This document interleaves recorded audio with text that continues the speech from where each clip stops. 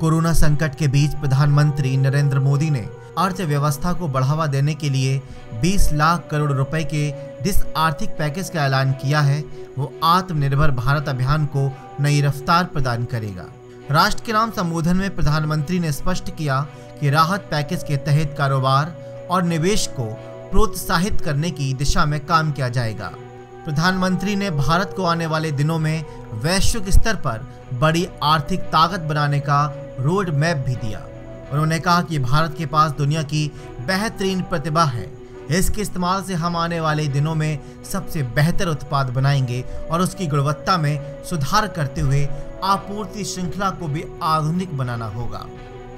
मोदी ने कहा कि आत्मनिर्भर भारत के संकल्प को सिद्ध करने के लिए पैकेज में जमीन, श्रमिकों, लिक्विडिटी और जरूरी कानूनों में बदलावों की भी व्यवस्था की जाएगी। उनके मुताबिक इस आर्थिक पैकेज के तहत देश के कुटीर उद्योग, गृह उद्योग, लघु मझोले उद्योग से जुड़े कई ऐलान किए जाएंगे जो इन क्षेत्रों में काम कर रहे लोगों को राहत पहुंचाएंगे। साथ ही इन तमाम कदमों से जो नया मॉडल उभरेगा वो वैश्विक आपूर्ति श्रृंखला में भारत को ऊंचाई देने में बड़ी भूमिका निभाएगा।